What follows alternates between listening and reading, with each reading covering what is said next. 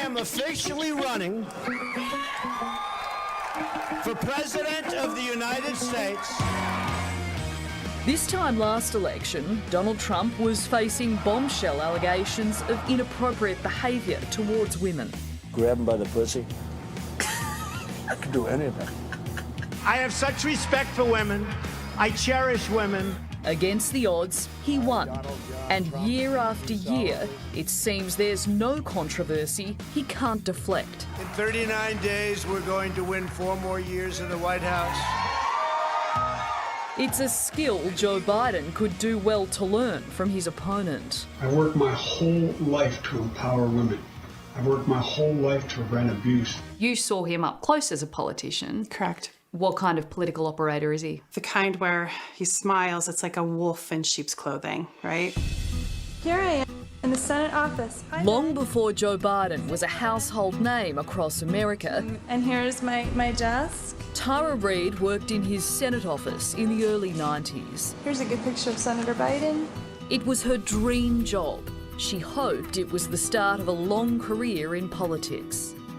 He was a political hero of mine because I bought into the image.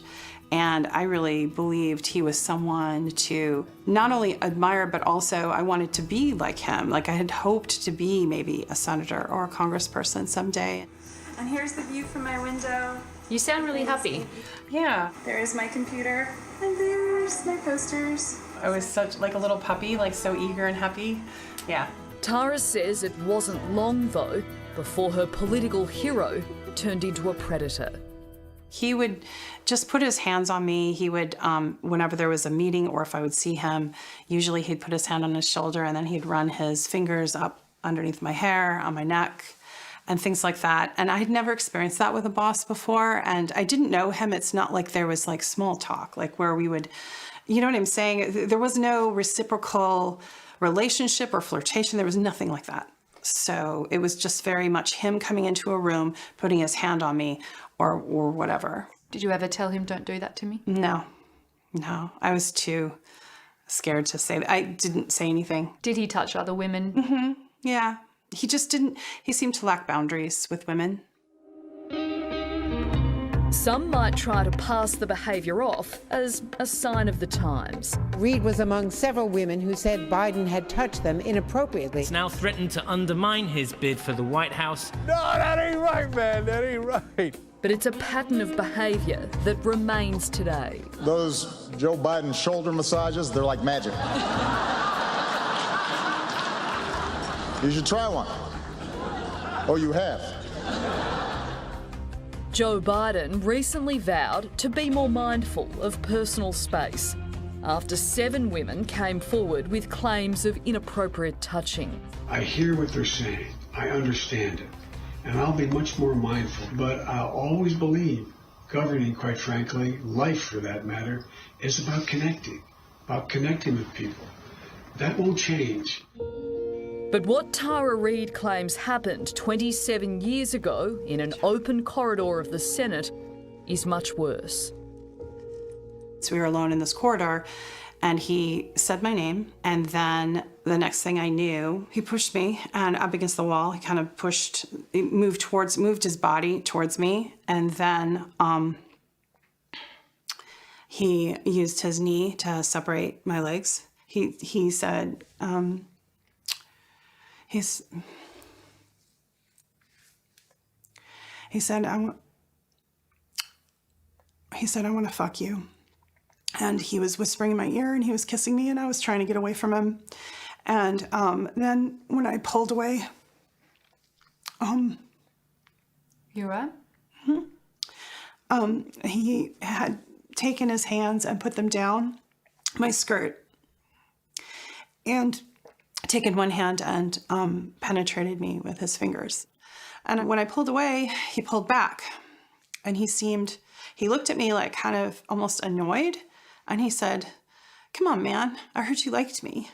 And that's when I could see that he was angry, and he put his finger kind of towards my face and he said, "You know, you're nothing to me. You're nothing." In Tara's account, it was a senator's word against a first-year assistant. So she kept quiet only breaking down to her mother on the phone. She was telling me to go to the police right then, like to go to the police and to keep what I was wearing and on and to go to the police. Why did you resist going to the police? You know, they're there to protect the senators and congressmen. They're not there to protect us.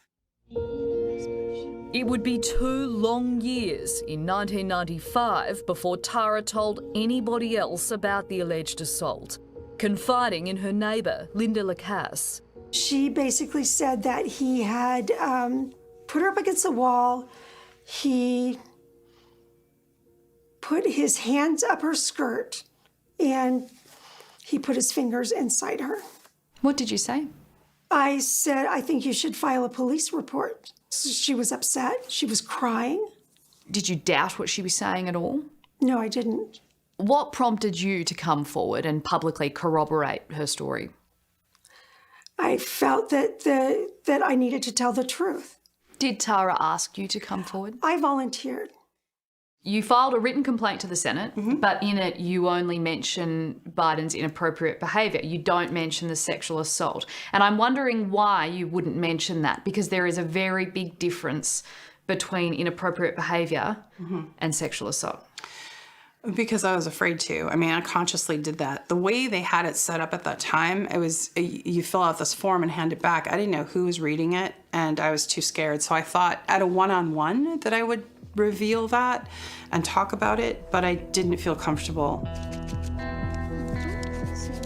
After nothing came of the harassment complaint she says she filed to the Senate in the 90s, Tara Reade emotionally describing what she says happened in the spring of 1993. it wasn't until 2019 that Tara then shared her story publicly, saying that Joe Biden touched her in ways that made her uncomfortable.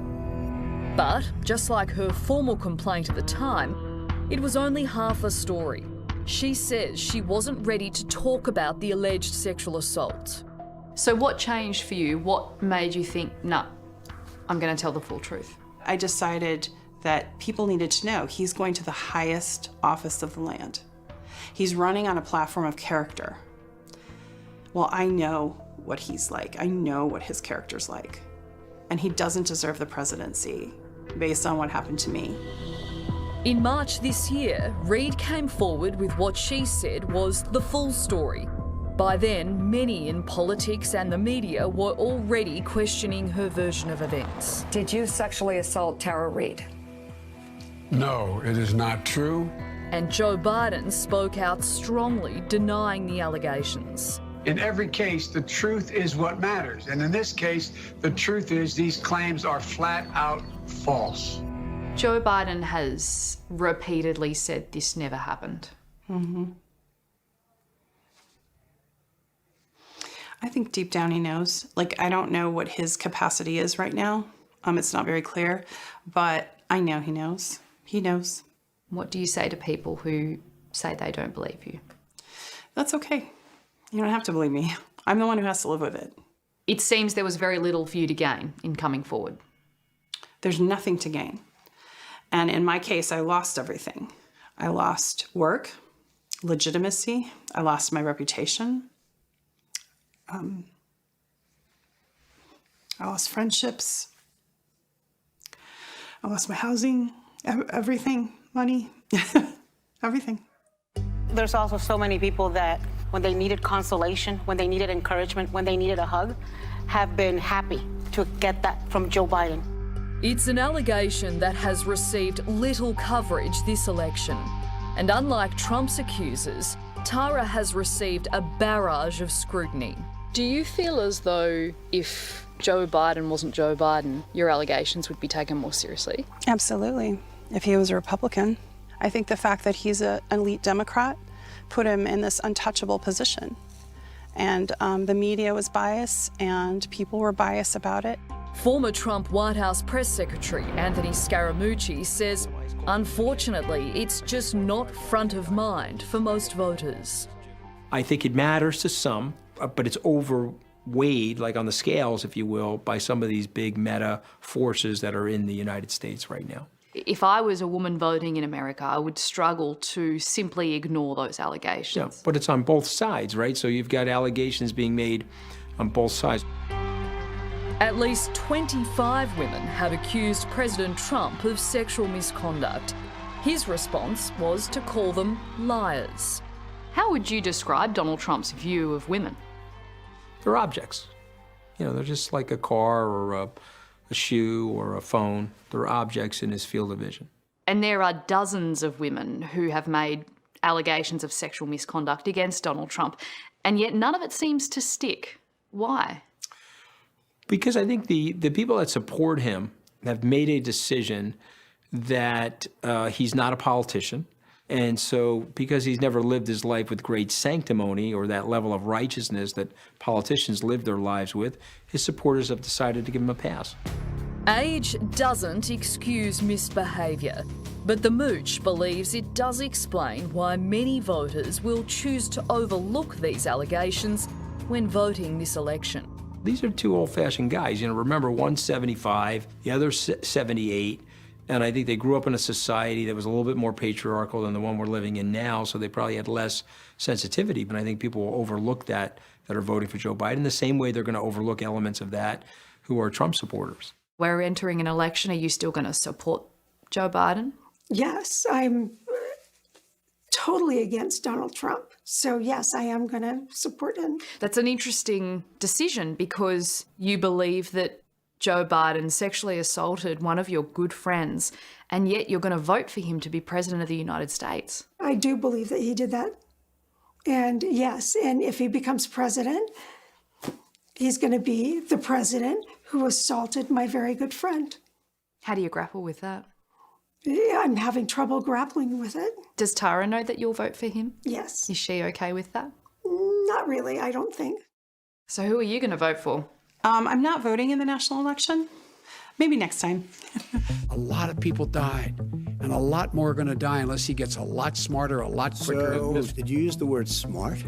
It's quite the predicament. So you graduated either the lowest or almost the lowest in your class. Don't ever use the word smart with me. Another term of Trump. But I'll tell you, Joe, you could never have done the job that we did. You don't have it in your blood. You could have never done that job. Or an alternative some say isn't worthy of the task. Well, it's hard to get any word in with this clown. Excuse me. Right now, it's anyone's race to win. You're the worst president America has ever had. Hey, Come Joe, on.